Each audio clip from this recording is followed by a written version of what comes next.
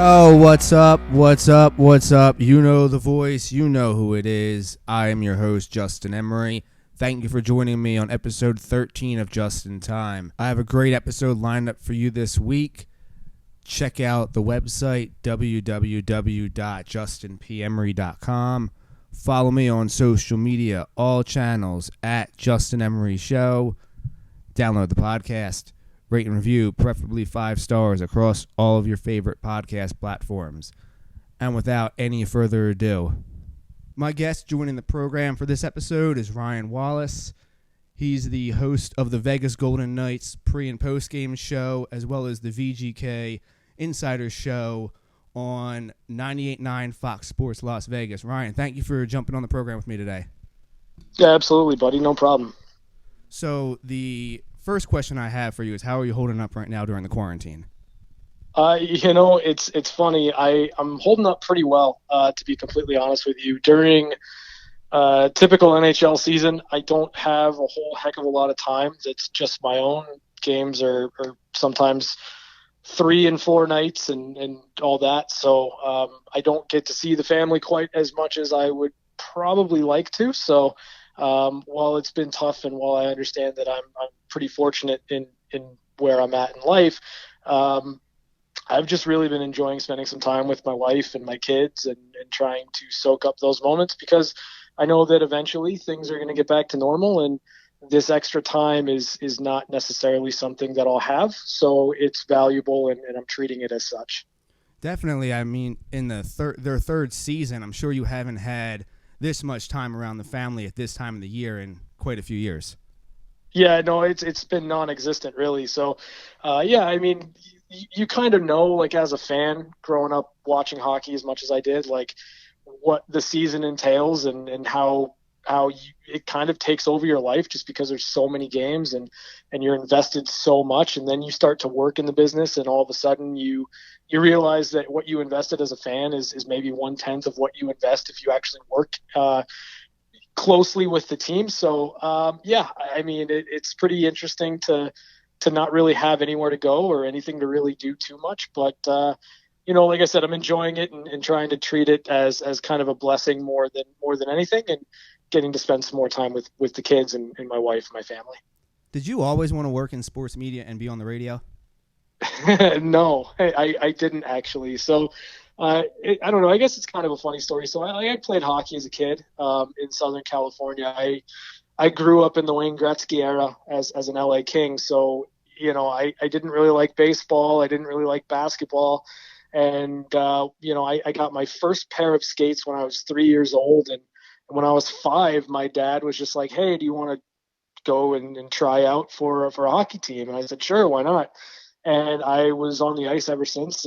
Loved it. Couldn't really, didn't ever want to stop playing hockey. And, when I was in high school, I got hurt and wasn't able to play anymore, at least not competitively, not at a high level. So I just kind of left the sport alone for a little bit. And it took me a while to kind of get back to it. And when I moved to Vegas, I didn't really have any aspirations to be on the radio. I started with a broadcasting company, just kind of as a way to get through college. And then all of a sudden the Golden Knights became a thing. And it was at that point where I kind of made that transition from not really knowing what I wanted to do in life to having a pretty clear cut idea that being on the radio and talking about hockey is something that I enjoy doing, and that I feel that I'm mostly decent at. So one thing led to another, and that's kind of how it went.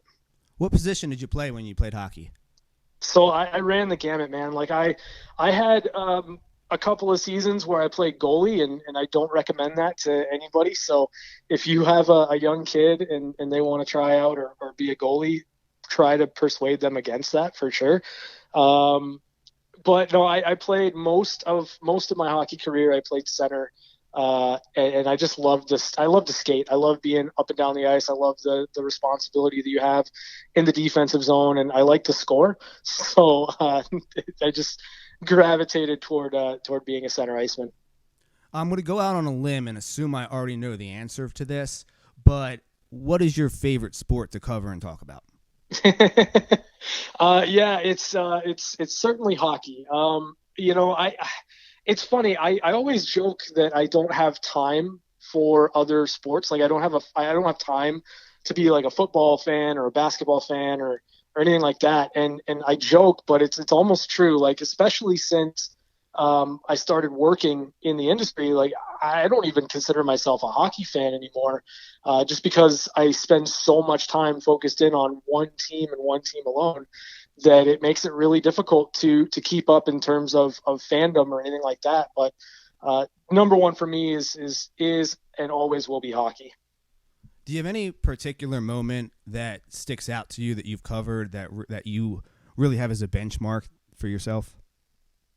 Ooh, you know, it's an easy question to be completely honest with you. It was the first home game for the Golden Knights in franchise history. It was their ceremony pregame to honor the victims of the 1 October tragedy. And I'll never forget that game. I'll never forget the locker room. I'll never forget just the magic, the feeling in the building. And I mean, I'll tell you something about that day. I wear many hats at the radio station, and one of the other hats had me start my day at 3:30 in the morning that day, and I worked from 3:30 in the morning, and I don't think I got home until 12:30 that night, and it was probably one of the single greatest days that I've ever had professionally in my career. Yeah, I can't imagine that very many people say that a 21-hour day is one of their benchmarks for their career. Yeah, and like this moment was it varies between that moment and probably Game 5 of the Stanley Cup Final, where Alex Ovechkin, the Washington Capitals, won the Stanley Cup in Vegas. Just simply because never in my wildest dreams did I think year one I'd be on the ice with the Stanley Cup, covering a Stanley Cup championship team, and it happened, and it was pretty wild. But still, for me, that first game, that first home game in franchise history takes the cake. Have you ever been starstruck by anybody that you interviewed? Ooh, starstruck. Dang, that's a really tough one. It's funny. I have a lot of appreciation for Sidney Crosby as a hockey player. And year one, the Penguins came to town, and Marc-Andre Fleury was just coming back from an injury. And there was a lot of questions surrounding whether or not Marc-Andre Fleury would end up playing in that game against the Penguins. Of course, he did. But I got to go and kind of chat with Sidney Crosby a bit before the game, and it wasn't so much starstruck, just a lot of admiration for what he's been able to accomplish in his career. And he's a lot funnier and has much more personality than I think a lot of people know. So that might be one of those welcome to the NHL moments.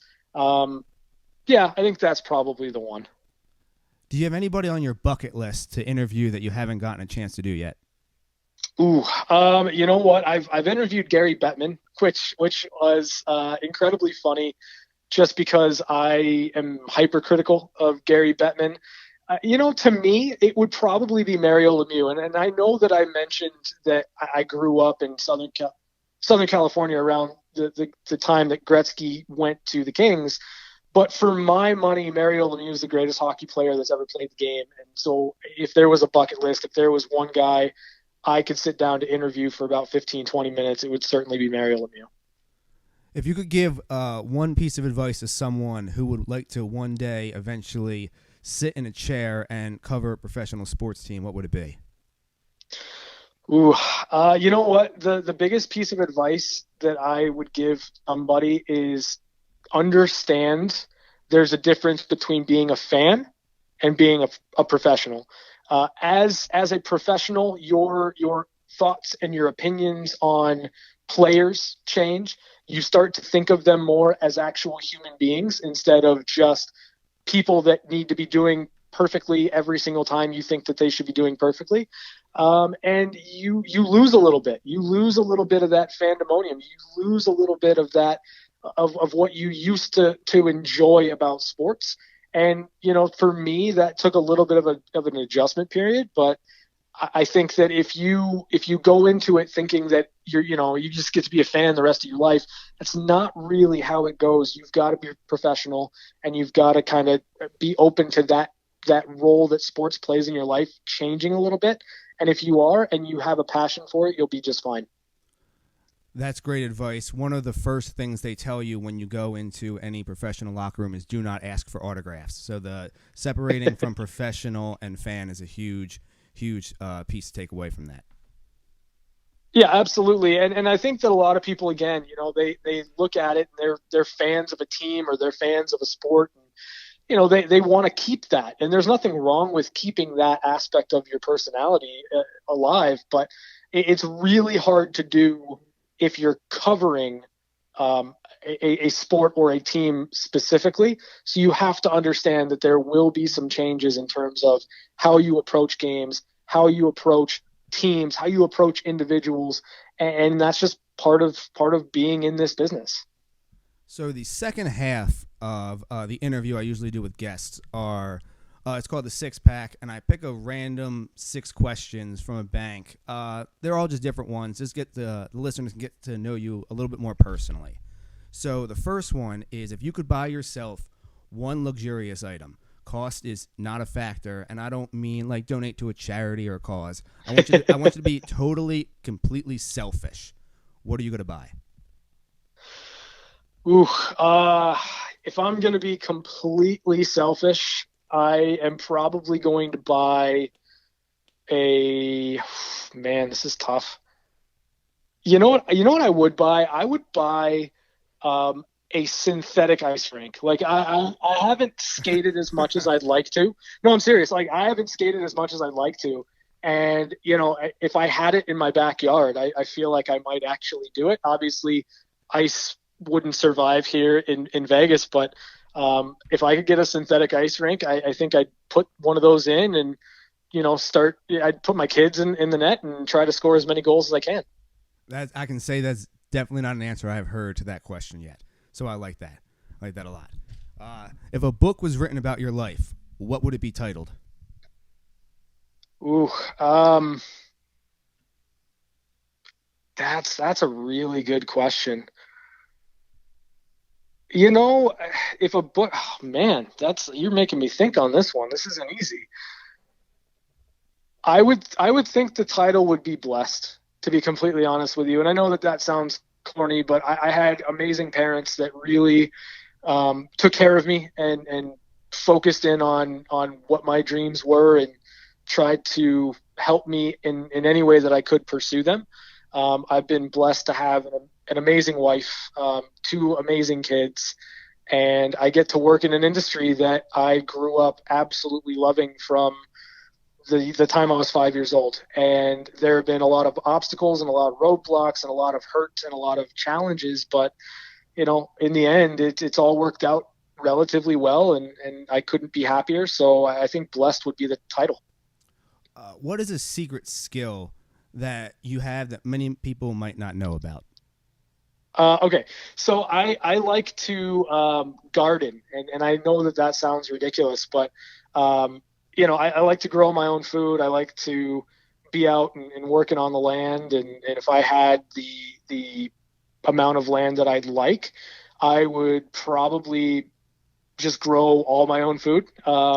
That's probably a goal at some point in my life to live off the land as best I can. But I can grow things from seed, and they taste good, and I haven't killed too many plants, so I'll take it. If you could be the executive producer of a music song, you can choose any 3 artists to collaborate. Doesn't matter if they're still alive or if they've passed away. Who are the 3 artists that you're putting on that track? Okay. I want to say Pink Floyd just to get everybody together, but I would probably say David Gilmour in terms of guitar. Man, I'm a guitar snob. David Gilmour, John Mayer, and just because I think it'd be really fun, Metallica. So you got Metallica, John Mayer, and you've got David Gilmour, and I think that they would have to play blues. They would have to play a straight blues tune, and that's it. That's it. I have to say fun. that you definitely pulled out all the stops for that one. You definitely pulled out all the stops. Pink Floyd was an answer I've gotten a lot, but the rest of them I have to say I've not heard. I'm surprised no one has mentioned Metallica. A lot of people have mentioned Guns N' Roses though. Really, Guns N' Roses? Yeah, I don't. There's nothing about Guns N' Roses that makes me want to sit in the studio and try to produce them. No. If you could have dinner with any one person, who would it be? Are you ready for an incredibly corny answer? Sure. My wife. No, seriously. And let me explain, right? So Sure. So there's, you asked me who would be a bucket list interview. It would be Mario Lemieux, but I wouldn't really want to sit down and have dinner with Mario Lemieux. I would want to sit down, talk to him for about 15, 20 minutes and be on my way. As I mentioned to start this interview, right, I don't get to spend a whole heck of a lot of time with my family during the regular hockey season. And a lot of times I don't get to spend those quiet evenings at home where I get to sit around the dinner table and talk to my wife. So if I had a free luxury dinner where I don't have to worry about anything and I just simply have to go and have dinner with great company, it would absolutely be my wife. See, that's actually a veteran move right there. So guys, listen to that. That's actually a veteran move right there. I like that. I like that a lot. That should be the only answer.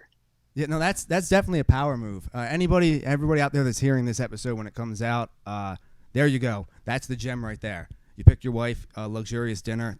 I'm actually really impressed with that answer. I like it a lot.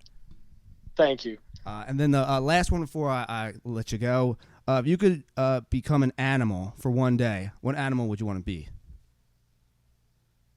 Ooh, oh man, I love elephants. Elephants are awesome. I mean, they're huge. They move only when they want to move. They're just majestic, amazing creatures. I've always really loved elephants, so it would absolutely be an elephant. Yeah, that's it. Just big, powerful, awesome, beautiful. Be great. Ryan, I appreciate you jumping on with me. Ryan Wallace, pre- and post-game show, Vegas Golden Knights, VGK Insider Show, 98.9 Fox Sports Las Vegas. Catch him on Twitter. Ryan, hockey guy, very active on there, always going back and forth with listeners and the fans of the VGK. Ryan, thanks for jumping on, and I'd like to talk to you again once hockey season starts back up. Yeah, absolutely. My pleasure, and thanks for having me on. Thank you to Ryan for taking time to jump on the program today and tell us his story. That will conclude episode 13. Follow me on all social media channels at Justin Emery Show. Check out the website, www.justinpemery.com. Rate and review, preferably 5 stars, across all podcast platforms. Moving forward, episodes will be released each Monday, starting Monday, May 4th. So, episode 14 will be out Monday, May 11th, and it will feature Jeremy Kahn of 105.7 The Fan. Again, thank you for downloading the podcast, listening to this, and you guys will hear from me next time.